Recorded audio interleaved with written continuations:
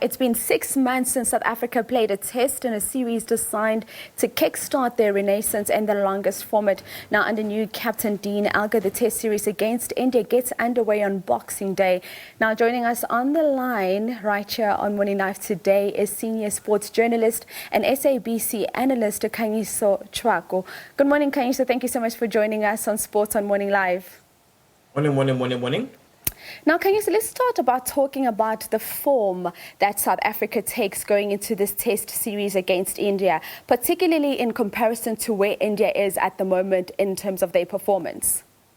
It's tricky to use the word form, as you rightly say. I mean, South Africa haven't played a test match since the West Indies series, where they won 2-0 and actually played some decent cricket on what you would say were very difficult batting pitches. But look, I mean, this is an Indian side that has played a lot of test cricket. They've traveled significantly across the world. They were in England. They were in England across June, July, August. They were in Australia at the start of the year. So this is a side that is very much happy to play test cricket anywhere they can. So, I mean, they'll look at South Africa and realize that this is there's a term that Steve Waugh used as a former Australian captain, where he used to say that it was a final frontier. So this is India's final frontier. They've won a test series in New Zealand. They've won in Australia. They've won in England. They've yet to win in South Africa. They call them in cricket the senior countries. It's probably the only country that they have won. There's only one Asian team that has won in South Africa, and that was Sri Lanka in 2019. So I think they'll look at that. That India, the current India side,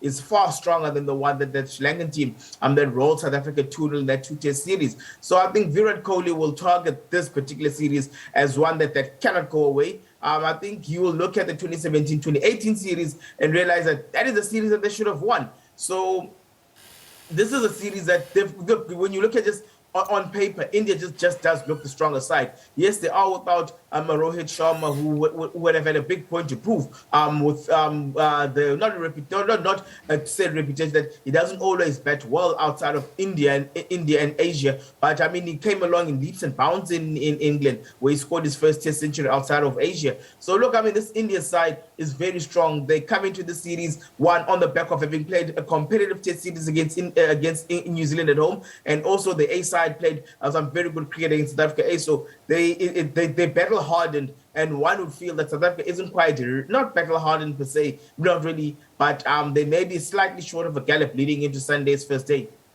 All right, now we speak about how India is in this great form coming into this test series, but let's also look at how well South Africa has done against India, especially at home. And when we look at the head-to-head in terms of the tests, I mean, 39 played, South Africa winning 15 of those, India 14, and then 10 ending in a draw. This really just goes to show that it's not going to be a walk in the park for either one of these two sides.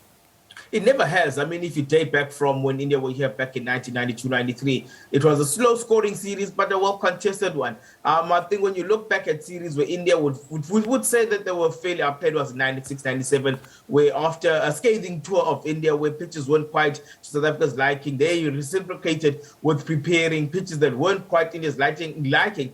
And South Africa won quite handsomely. But over the years, India, once their batting started to click overseas, I mean, if you look at their recent tours in the year 2001, 2002, they had soft moments that saw them lose. I mean, they won their first test in South Africa in 2006, 2007 at the Wanderers on a pitch that wasn't friendly for them. But they actually, a lot of the things came together. And if you look at 2010, 2011, that's a series where they realized that they could have and should have won that series. But I mean, Jacques Kallis in that particular third test at Newlands ensured that South Africa actually drew that series. I mean, 2013, 2014, when South Africa had to chase down 4-5-7 at the Wanderers, I mean, India would have said that was a game that should have been won, but that was a game that was drawn, and they actually went on to lose the second test. I mean, when they're here in 2017, 2018, I mean, at the first test in Cape Town, India bowled absolutely well, but their batting didn't quite come to the party. The second test on the pitch that is actually suited for them, South Africa probably played their best test ever under Otis Gibson. And then on a very spicy surface of the Wanderers, India then regrouped and won what was a very competitive test match. So look, India have always had their moments in South Africa where they've come close but no cigar.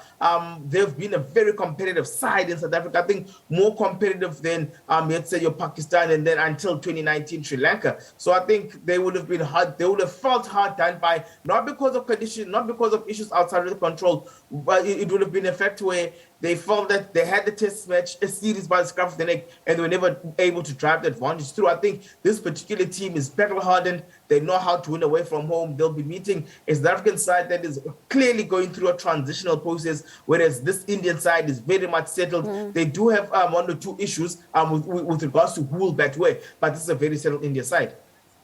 Now we look at the COVID-19 conditions under which the series will be played, and this certainly necessitating bigger squads on both sides. South Africa have included not 5, not 6, but 7 seamers overseen by the bowling coach Shah Langeveld. What can we deduce from this in terms of strategy? They really seem to have covered their bases in terms of the pace that they're looking for as well as the aggression.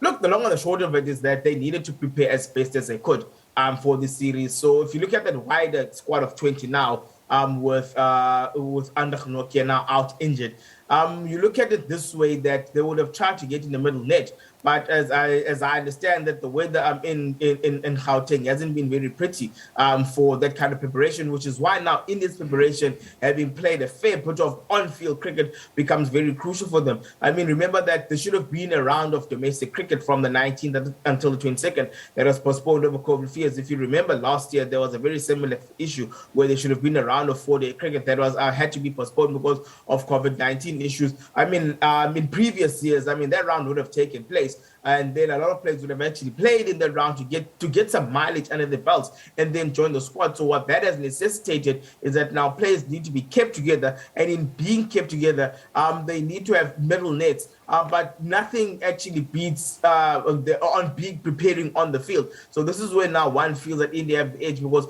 even though they may not have been able to play competitively because they've got a similarly big squad, but what has helped them is that they go into the series on the back of having played a fair bit of red ball cricket, which is not the case for a number of South Africa's cricketers at the moment. There's something that we cannot shy away from in terms of it being quite an emotive time in South African cricket at the moment. We know we had the SJN hearings, the report came out, there's questions around Mark Barcher, Graham Smith, what's going to happen to them.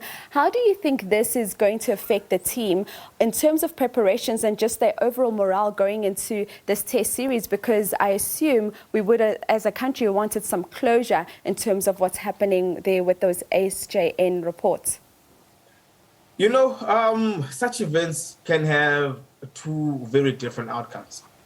It can either tear the team apart, or it can actually make a team play better. It pulls them into a lager because they now have reason to perform. They'll feel that our coaches are under pressure. Therefore, let's play like a team that has this backs to the walls. And that is generally how South African teams pull themselves out of the fire.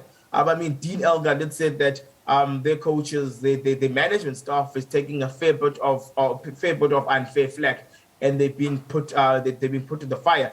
I mean, such talk sometimes gives you an idea that the players are backing the coaches, and that they will actually let the performances speak for them. I mean, look, it's a difficult issue now for South Africa's cricket, South Africa's sport to be handling now. I mean, this is the marquee series on the field, off the field. I mean, when we'll look back at this particular series come the AGM in the middle of the year, and you'll realize the importance of this particular series as to why they need to make money, or not why they need to make money, but why in this series had to take place, regardless of what happened with Netherlands leaving because of the discovery of Omicron virus.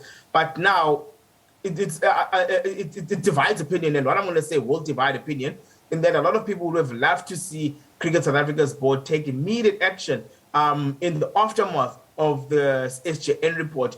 When you look at the magnitude of the series, the last thing you want is for people to be removed from positions. And then when the team loses, you're going to say, yes, hasty decisions were taken. The board is they're between a rock and a hard place. Do the act now, watch the team lose, and then they take the blame for what has happened on the team on the field. Or they say, you know what, which is what they've done. Let's have this external investigation. Let's leave these guys in charge in the moment, and then look at after the series. Khanyiso, thank you so much for talking to us this morning. Have a blessed day ahead and a Merry Christmas. Thank you, you too. That is Khanyiso Tshwaku, Sport 24 senior sport journalist and SABC sport analyst, as we talk about the test series between South Africa as well as India.